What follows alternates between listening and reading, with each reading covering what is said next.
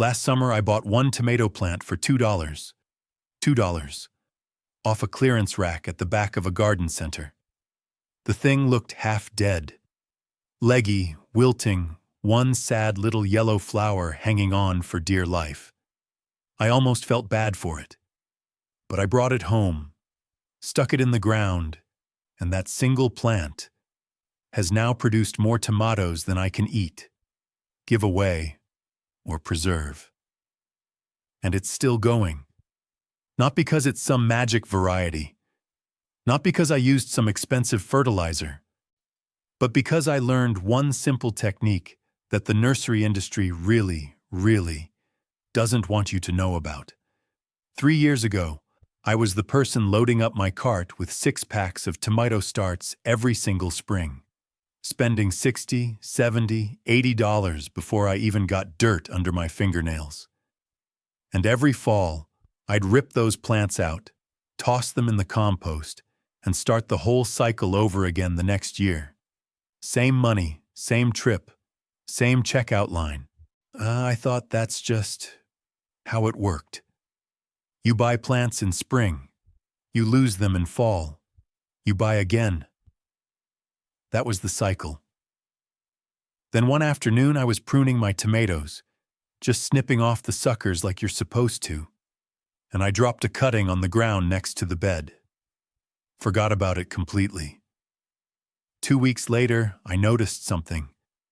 That little cutting, the one just lying in the dirt, had roots. White, healthy roots pushing into the soil all on its own.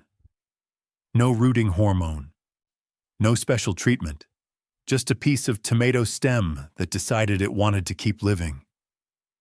And that moment changed everything for me, because I realized I'd been buying what I could have been growing for free this entire time. Since then, I haven't purchased a single tomato plant, not one.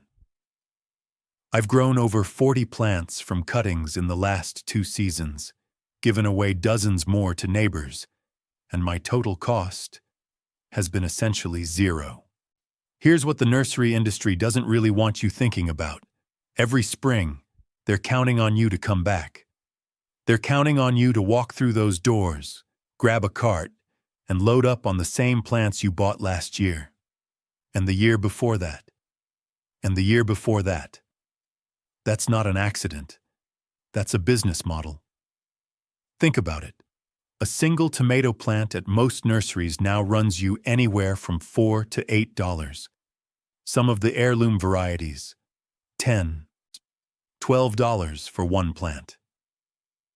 If you're growing a decent garden with, say, 10 or 15 tomato plants, you're looking at $60 to $100 every single season, just on tomatoes.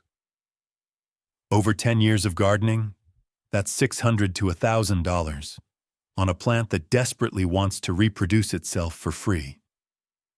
And here's the part that really got to me. Tomato plants are, without exaggeration, one of the easiest plants on earth to propagate. They root faster than most weeds. You can literally stick a cutting in a glass of water on your kitchen counter and have roots in 5 days. 5 days.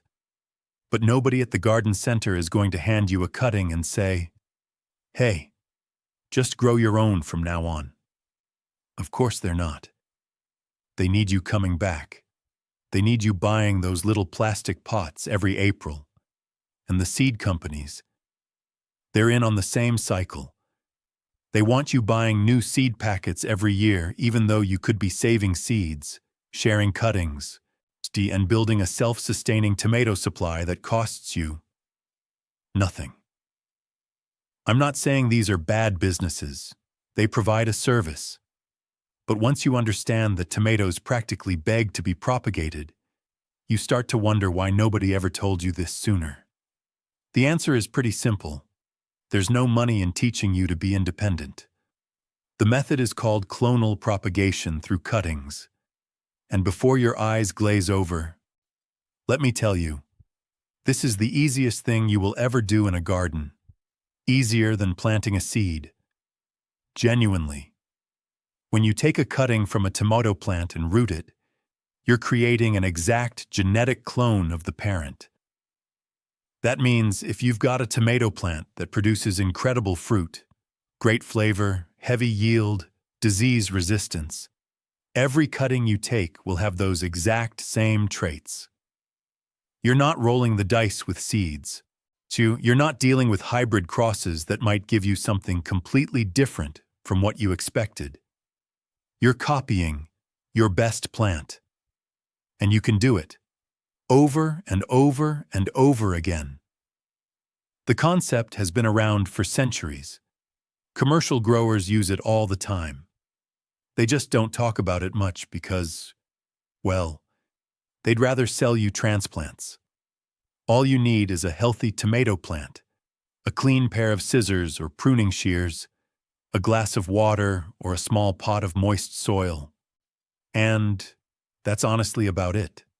No rooting hormone required, although it can speed things up slightly. No grow lights, no heat mats, no special equipment. A tomato sucker, which is that little shoot that grows in the V between the main stem and a branch, is the perfect cutting. It's already primed to grow. It's full of energy. And the plant produces them constantly. Every sucker you pinch off is a free tomato plant waiting to happen. Most gardeners throw those away. After today, you never will again. All right, let me walk you through exactly what I do, step by step, because once you see how simple this is, you're going to wonder why you ever bought another tomato plant. Step 1. Find your suckers. Look at your tomato plant and find the spots where a branch meets the main stem. You'll see a little shoot growing right out of that joint at a 45-degree angle. That's your sucker. You want one that's about 4 to 6 inches long. Too small and it won't have enough energy to root. Too big and it'll wilt before it can establish. 4 to 6 inches is the sweet spot. Step 2. Make a clean cut. Use sharp scissors or pruning shears. Dull blades crush the stem, and that invites disease. Cut the sucker right at the base where it meets the main plant. You want a clean, angled cut. Not a tear, not a rip. A clean cut. Step 3. And this is where most people mess up. Strip the lower leaves. Take off any leaves on the bottom 2 inches of the cutting. If those leaves sit in water or soil, they'll rot, and rot will kill your cutting before it ever gets a chance to root. Leave the top 2 or 3 sets of leaves. That's all it needs. Now here's where you've got a choice. You can root in water or root directly in soil. I've done both, hundreds of times, and here's what I've found. Water rooting is easier to monitor. You can literally watch the roots grow day by day. Soil rooting produces stronger roots from the start. My recommendation, if you're a beginner, start with water. It's more forgiving and way more satisfying to watch. Step 4. For water rooting, grab a clean glass or mason jar. Fill it with room temperature water. Not cold, not hot. Room temperature. Place your cutting in the glass so the stripped stem is submerged, but the leaves stay above the waterline. Set it on a windowsill that gets bright. Indirect light. Not direct blazing sun. Indirect. Direct sun will cook the cutting before it roots. Step 5. Change the water every 2 days. This is important. Stagnant water breeds bacteria. Fresh water keeps things clean and oxygenated. Every 2 days, dump it out, refill, put the cutting back. Takes 30 seconds. Now watch what happens. Within 3 to 5 days, you'll start seeing little white bumps forming on the submerged stem. Those are root initials. By day 7, you'll have actual roots. Tiny white threads reaching out into the water. By day 10 to 14, you'll have a root system about 1 inch or 2 long, and that cutting is ready to plant. Step 6. For soil rooting, take a small pot. 3 or 4 inches is plenty. Fill it with moist potting mix. Not soaking wet. Moist, like a wrung-out sponge. Poke a hole in the center with your finger or a pencil. Slide the cutting in about 2 inches deep and gently firm the soil around it. Here's a trick I learned from an old gardener I know named Margaret. Put a clear plastic bag loosely over the pot, like a tiny greenhouse. This keeps the humidity high, while the cutting is putting its energy into making roots instead of losing moisture through its leaves. Don't seal it tight, though. You want a little air exchange. Just drape it over. Step 7. Keep the soil consistently moist for the next 10 to 14 days. Not soggy, moist. Stick your finger in. If the top half-inch is dry, give it a little water. After about 2 weeks, give the cutting a very gentle tug. If you feel resistance, congratulations. You've got roots. If it slides right out, give it another week.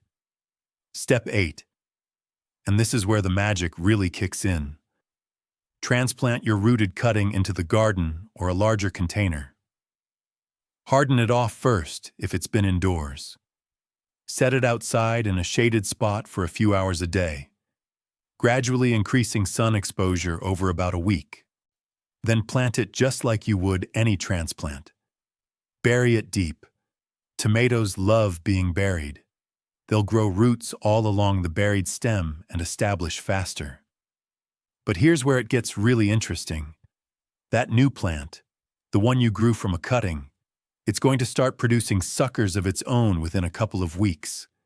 And every single one of those suckers is another free plant. You see where this is going.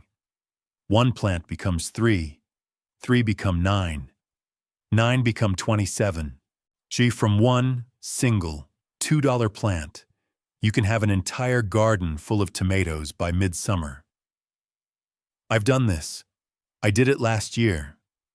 I started with 2 cuttings in May, and by August I had 18 producing plants, all genetically identical to my best performer. And my total investment was the price of a cup of coffee. One more thing, and this is crucial for making this truly endless. At the end of the season, before your first frost, take 3 or 4 cuttings from your healthiest plant and root them in water indoors. Keep them on a sunny windowsill through winter. They won't produce fruit indoors, not enough light, but they'll stay alive. And come spring, those are your starter plants. No seeds to start, no nursery trip, no expense. You just carry your garden forward. Year after year after year. So let me paint the picture of what this actually looks like after a full season. I started last March with 1 cutting I'd overwintered on my kitchen windowsill. By April, I had 4 plants hardening off on my porch. By June, 12 plants in the ground, all producing. By August, I was harvesting 15 to 20 pounds of tomatoes per week. Per week. My neighbor Tom, great guy, but he spent $90 on tomato starts from the nursery. He got a solid harvest too. But pound for pound, my yield matched his. Same quality fruit, same varieties. The difference? I spent $2 3 years ago and haven't spent a penny since. The fruit quality from clones is identical to the parent plant. Same flavor, same size, same ripening time. You're not sacrificing anything by going this route. And beyond the economics, there's something else. Something harder to put a dollar value on. You're not dependent anymore. You don't need the nursery. You don't need the seed catalog. You don't need to hope your local store has the variety you want in stock. You are the nursery now. You're growing exactly the genetics you want on your schedule for free. And every single person you share a cutting with becomes independent too. That's how community food resilience actually works. Not from the top down, from one garden to the next. Here's what I want you to do, and I mean this week, not someday. Go out to your garden, or to a friend's garden, or even to a farmer's market and ask someone with a beautiful tomato plant if you can snip one sucker. Just one. Root it in a glass of water on your counter. Watch it grow roots, and plant it. That's it. That's your entire startup cost. One conversation and a glass of water. Once you see how easy this is, you'll never go back to buying tomato plants again. Tell me in the comments, have you tried this before? And if you do it after watching this, come back and let me know how many plants you ended up with. I want to hear those numbers. If you want to take this even further, I've covered how to save tomato seeds for long-term storage, and I've also got a guide on building a simple overwintering setup that keeps your cuttings alive through even the coldest months. Growing your own food from your own plants that you propagated yourself with zero outside input. That's not just gardening. That's freedom, and it starts with one $2 plant.